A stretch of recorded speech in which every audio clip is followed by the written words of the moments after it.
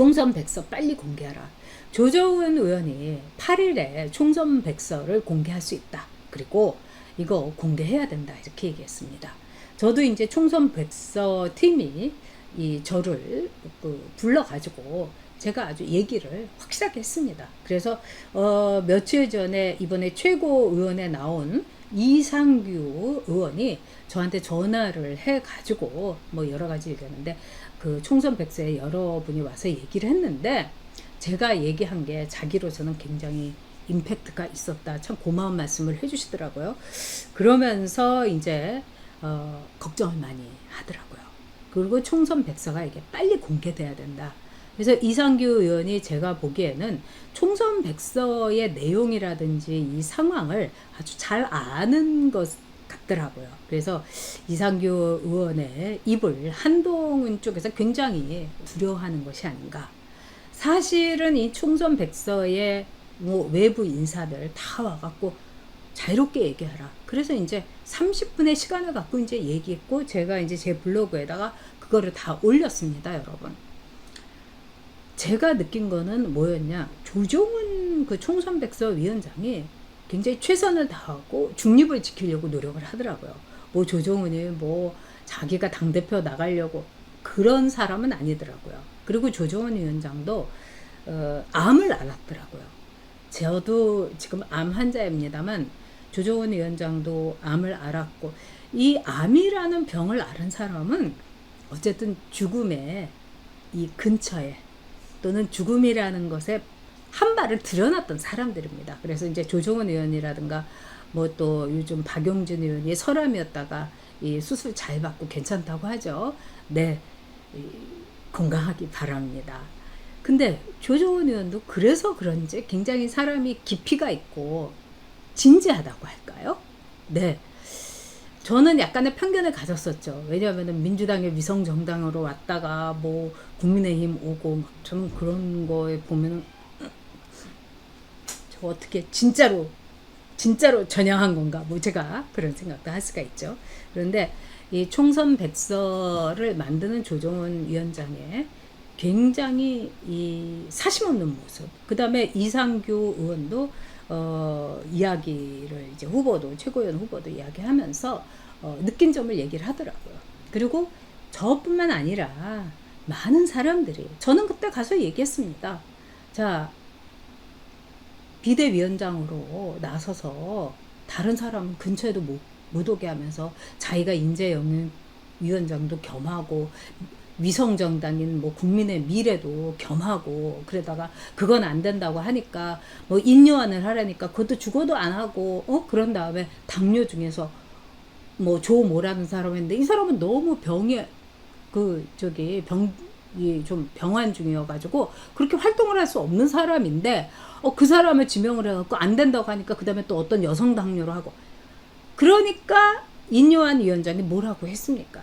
한동훈 위원장한테 정말 많이 참았다. 이런 얘기를 하는 거 아닙니까? 그러니까 다 자기가 해야 되고 다 내가 잘났고 그러니까 오다쿠형 정치를 하는 거예요. 정치에서 오다쿠는 없어요. 나 홀로 정치는 없습니다. 정치는 파티잖아요, 여러분. 무리, 모임, 그리고 말 그대로 또 파티에 하기도 해요. 잔치를 벌여가지고 선거가 잔치와 축제인 겁니다. 근데 거기에서 선거 잔치하고 있는데 혼자서 이렇게 하고 있으면은 너도 나도 나와가지고 잔치를 벌이고 막 그래야죠. 그리고 이 당에 있으면은요, 당뇨들도 그렇고 뭐 이 정치를 하겠다는 사람들 자체가 굉장히 가슴이 뜨거운 사람들이에요. 그래갖고 보통 때는 뭐 그냥 뭐 이렇게 있다가 이제 선거가 뭐 당내 이런 전당대회 뭐 총선 지선 뭐 대선 뭐 이런 게 이제 끊임없이 있지 않습니까, 여러분? 그러면은요 막 뭐라 할까요? 다들 눈이 반짝반짝해지고요. 이 당뇨들조차도 그리고 뭐 어디 이제 비서실에서 일하는 여성 당직자도 그렇고 또 이제 뭐 지방에 이 조직책을 담당하는 당직자도 그렇고 이 다들 붕 떠요, 여러분. 그래가지고 다들 이제 막 두근두근하고 막 눈이 반짝반짝하고 약간 이 뭐라고 할까요? 바람이 들어가면서 막 구름이를 그러니까 굉장히 그게 짜릿한 데가 있어요. 그래서 이제 이 당을 못 떠나고 정치를 못 떠나고 이런 게 있습니다. 자, 이 총선 백서는 저뿐만 아니라 뭐 몇몇 사람들한테 이렇게 들으니까 굉장히 많은 사람들이 한동훈 위원장의 문제점을 지적을 했다는 겁니다. 그리고 이제 특히 지역구 선거에 나갔던 사람들이 너무 기가 막혀 하면서 격정적으로 서러움을 토로했다는 겁니다. 저 보고 싶으면은요, 네, 이 사람 찍어주세요. 후보 이름도 얘기하지 않고 이 사람 찍어달라고 하는 경우도 있었다는 겁니다. 그러니까 그 후보가 가슴에 피눈물이 나는 거죠. 아니, 그리고 한동훈이 보고 싶다고 해서 이 사람을 찍고, 자, 총선입니다. 한 사람의 정치인으로서 목숨 걸고 나왔는데 한동훈이 보고 싶으면 나를 찍어주고 한동훈이 더 보기 싫으면 안 찍어도 되는 사람? 어떤 후보가 그랬대요. 나에 대한 인격 모독을 왜 하냐고. 막 씩씩거리고 가만 안 두겠다고 하고 이런 경우도 현장에서 있었다는 겁니다. 말이 안 되는 거죠. 자, 그러면서 총선이 끝나자마자 한동훈이 뭐라고 했습니까? 나는 열심히 했는데 윤석열 대통령 때문에 망했다 뭐 이러면서 모든 거를 윤석열 대통령한테 뒤집어 씌우지 않았습니까? 총선은요, 여러분, 윤석열 대통령이 의료 문제, 또 그때 이제 문제가 됐던 대파 문제. 근데 대파 문제는 얼마든지 풀 수 있는 문제였는데, 자, 이런 문제를 했다 하더라도 총선은 뭡니까? 공천이 0부터 100까지 공천입니다. 근데 공천을 잘못한 거예요. 듣보잡들 공천하고 험지 공천하고 사지 공천하고. 공천은요, 이길 수 있는 사람을 공천하는 게 최고의 공천입니다. 비례대표, 최고의 비례대표 리스트가 뭡니까? 표를 가지고 올 수 있는 사람을 리스트에 올리는 게 비례대표입니다. 그래서 직능 단체, 뭐 예를 들면은 간호사협회, 뭐 건축, 뭐 무슨 건설협회, 뭐 이런 데 직능 단체장, 중소기업회 회장 이런 사람들을 비례대표를 주는 거예요. 그럼 거기서 몇만 표를 기본적으로 흡수하는 거예요. 근데 이번 비례대표에서 무려 8.3%를 지역구보다 못 얻었어요. 이거를 어떻게 설명하겠습니까? 한동훈이 설명해야 됩니다, 여러분. 비례대표는요, 무조건이에요. 그런데 비례대표에서 지역구보다도 표를 못 얻었다? 보수 정당 역사상, 아니, 대한민국의 정당 역사상 이런 적은 없습니다, 여러분. 그래서 제가 한동훈을 반대하는 겁니다. 너무 뻔뻔해서요. 선거를 망치고도 그걸 다 윤석열 대통령한테 뒤집어 씌워서요. 윤석열 대통령이 뭘 그렇게 잘못했습니까, 여러분? 정말 한 명도 심지 못했습니다. 예전에 이런 적 없었어요. 내가 다 알아서 한다. 응? 이러면서 자기가 좋아하는 사람 김예주는 비례를 2번씩이나 주고, 네? 그리고 여러 가지 문제가 많아가지고 노동계에서도 쫓겨나기 직전인 김이상희 같은 사람한테 10번을 주고, 이게 말이 됩니까, 여러분? 정말 저는 기가 막힙니다. 자, 우리 코샤킴님께서 목소리에 생기가 넘쳐 너무 감사하게 생각합니다. 간단 명력 그리고 전달력 있는 멘트 최고세요. 아유, 감사드립니다. 제가 열을 받아서 그렇습니다. 너무 제가 뭐라고 감사드려야 될지 모르겠고요. 네, 그리고 또 네, 우리 대박복권님, 네, 대박복권님 지난번에도 이렇게 슈퍼챗을 크게 해주셨는데 이번에도 또 큰 슈퍼챗을 해주셨습니다. 한동훈의 미래를 알고 싶다면 유튜브 보명 대신 한동훈을 검색해보세요. 정확하게 예측했습니다. 필독 보명 대신 한동훈. 네, 저도 찾아보도록 하겠습니다. 아휴, 정말 속상한데 이게 제일 속상합니다, 여러분. 자, 이번에 이 당의 선거관리위원회, 여러분도 아시든 이 국정감사할 때 한복 입고 머리에 꼭 꽂고 나왔던 김수민이라고 있죠.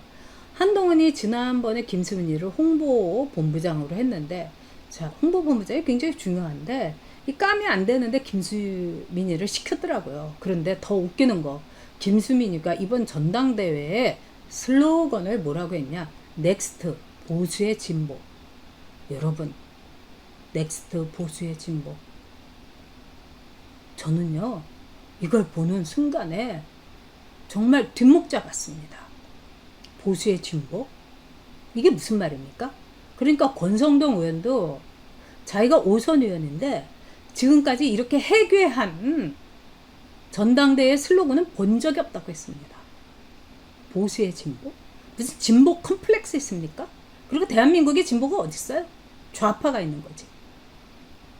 그리고 이 넥스트는 뭡니까 또?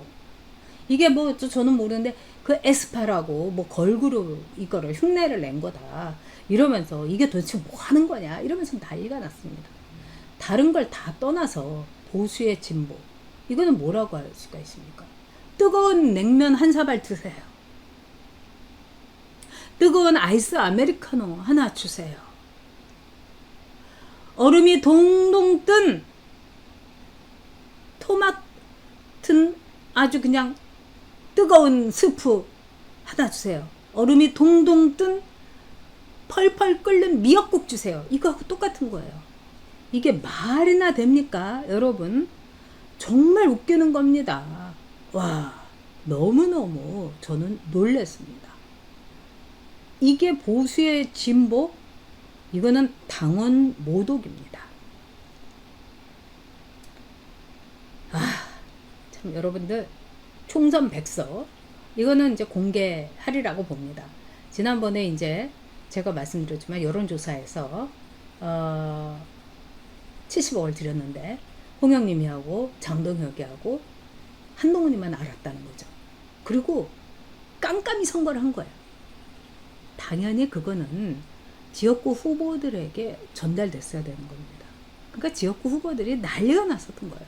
저도 선거 치렀습니다만 매일매일 당에서 여론조사한 게 옵니다. 그럼 그걸 보고 흐름을 보고 이제 추세를 대응을 하는 거죠. 근데 저는 정말 상상하기가 어려웠습니다. 제가 만약에 선거에 나갔을 때 그 2주 동안이 이제 공식 선거 기간인데 그동안에 당에서 쪽지 하나 안 온다? 여론조사는 70억 들여서 하면서 나한테 아무것도 안 온다? 미치는 거죠 여러분. 근데 그런 미친 짓을 한동훈과 홍영민과 장동혁이가 했습니다. 셋이서 왜 그걸 안 돌렸겠습니까? 한동훈이 움직이면 움직일수록 표가 떨어졌기 때문입니다 여러분. 만약에 한동훈이 움직이면 움직일수록 쫙쫙쫙쫙 우상향을 했으면은 마구마구 돌렸을 겁니다 여러분. 처참한 여론조사였기 때문입니다. 총선 백서? 이거 가지고 왜 공개하면 안 된다고. 뭐 전대가 끝난 다음에 총선 백서를 공개해야 된다. 아니 이게 무슨 얘기입니까? 네. 지금 이철규한테는 나오면은 안 된다고 하면서 녹음 파일까지 틀어 제끼고 난리를 치면서 네 한동훈 캠프에 가 있는 배현진 네 이철규 못 나오게 했는데 장동혁이도 못 나오게 해야 되는 거고 네 한동훈이도 나오지 못하게 해야 되는 거죠. 그런데 지들은 다 나오면서 왜 이철규 의원은 못 나오게 합니까? 그래서 제가 한동훈을 반대하는 겁니다.